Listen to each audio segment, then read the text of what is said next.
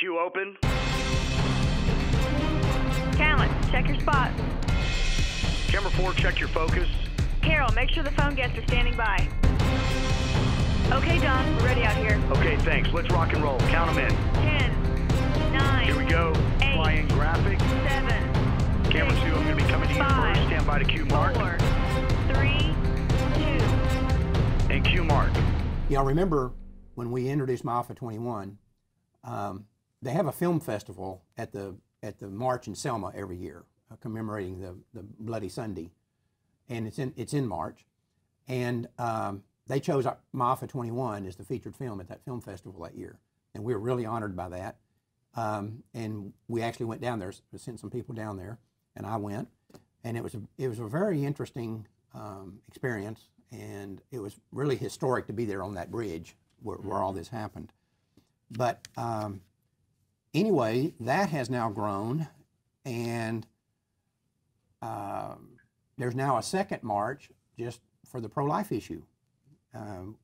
And it just happened this past weekend, and joining us from, you're in Georgia, is that right, Catherine? Yes. You're back in Georgia right now. This is Catherine Davis, founder and president of the Restoration Project. Now, you guys went and did a second march, not associated with the original one in the month of March, but you did a one this past weekend marching over the bridge just as it relates to the pro-life issue. Is that correct? That's correct. We marched because Selma has an illegal abortionist.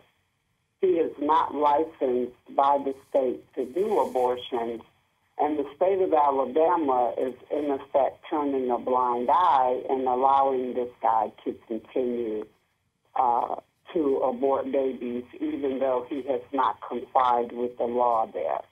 And we have found that across the country, the states seem to be turning a blind eye to these abortionists who break the criminal and civil laws of their state, and they have no repercussions for it. So we were marching to draw attention to the fact that abortionists seem to be given a pass by the states when it comes to law enforcement. Yeah, and because of that, they're not only killing millions of babies, but they are also injuring women and subjecting them to substandard medical care. Well, this goes exactly to what we were talking about earlier. That's right. I'll guarantee you this.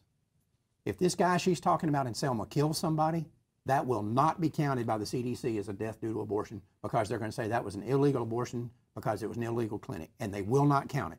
Yeah, they'll count it as a death, as a complication of pregnancy. Yeah. Well, and Catherine, of course, as you know, this is a pattern, and that's what Catherine invited me to speak at this Selma event. At the last minute, I couldn't go because of an emergency. But the point is that this is a pattern across America, and it's the Gosnell legacy, really. Right. And you look at how the Department of Health in Pennsylvania got complaints, didn't intervene. The Department of State that runs the Board of Medicine got complaints, didn't intervene. People saw the conditions. Nobody said anything. Nobody did anything. How long are we going to let these people get away with this? And that, of course, was the purpose of the Selma event. Right. Well, and Renee and I did that interview with those 3 employees of Carpens down in Houston. And I'm telling you, Renee, and I've talked about this. All we're waiting on now is the other shoe to drop. He's going to kill somebody. He's done it before. He's killed a 15-year-old girl several years ago. We've got the documents here in the office. But he's going to do it again. They're going to have other tragedies down there. We're just waiting on the other shoe to drop because the state of Texas refuses to do anything about it, just like every other state, just like you're seeing there in Selma, Alabama. And it's across the country, and there are women dying. I mean, we remember Tonya Reaves, that Planned Parenthood left laying there bleeding for 5 hours. We remember Lakisha.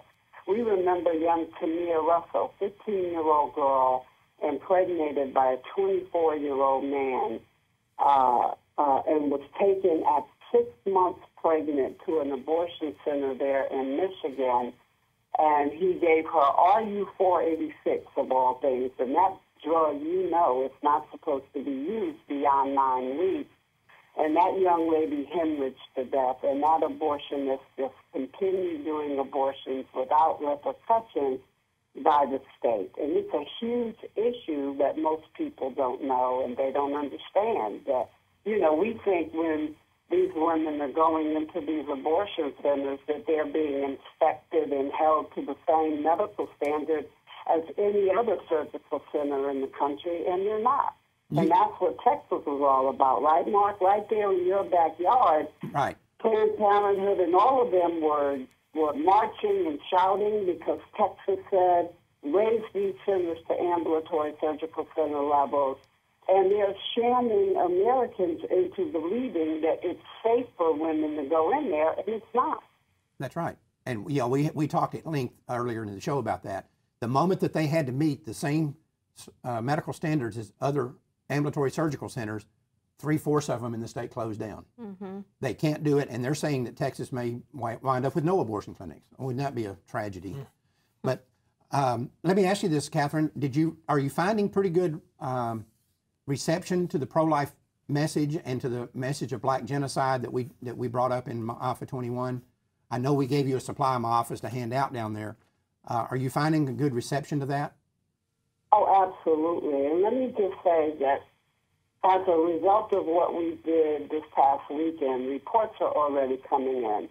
A dear friend of mine out of Illinois, who happens to be related to our ex-Attorney General of the United States, had been estranged from some members of her family for taking a pro-life stance, and they had called her crazy. She's one of the ones that came with us to Selma. She called me yesterday and said one of the cousins that had not spoken or interacted with her in more than a couple of years called her yesterday and said, I get it. And she is now pro-life.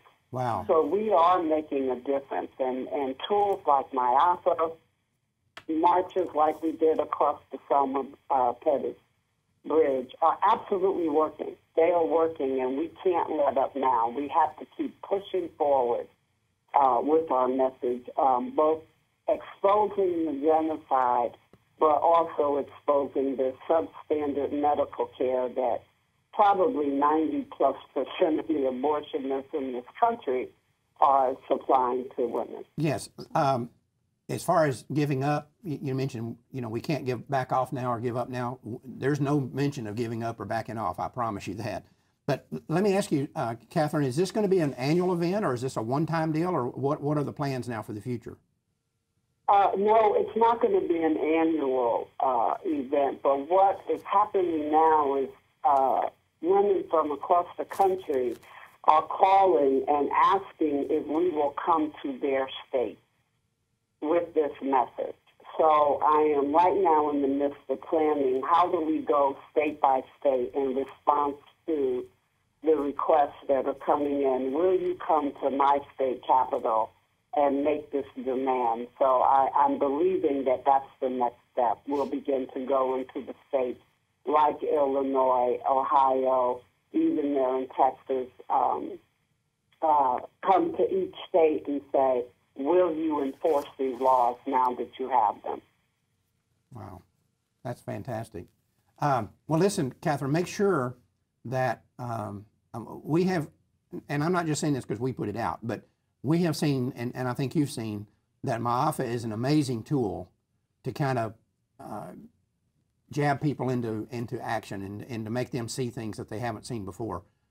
That's been the number one. Oh, absolutely, Mark. Absolutely. I can't tell you the testimonies I've had from across the country. You know, I had done that event with the hair trade show here in Atlanta, where we gave out thousands of MyAFAs. And the feedback and the testimony, when people see that documentary, it is stunning to them, and they're like, I didn't know. So because of that, we have had pastors now coming to the National Black Pro-Life Coalition and saying, how do I get involved? What do I do?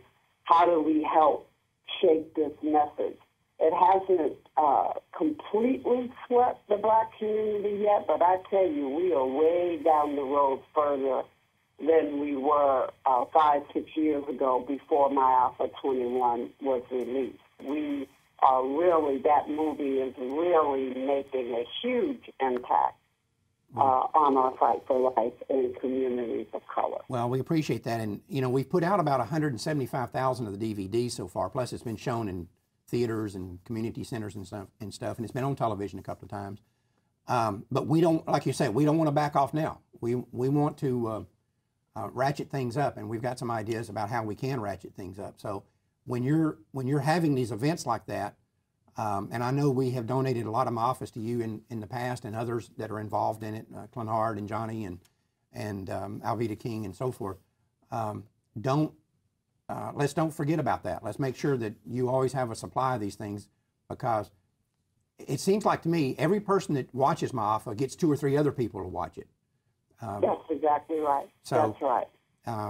It's a very good viral marketing tool for us to use, and so we want to make sure that you're always having some, regardless of what the financial situation is. Thank you so much. Well, thank you, and thank you for what you're doing, and just keep us informed. And if you need more of my office, just let us know. We sure will. God bless. Thank you, Catherine. God bless you, Catherine. Well, that's it for this month, and don't ever forget, Life Dynamics is not here to put up a good fight. We're here to win, because winning is how the killing stops. We'll see you in August.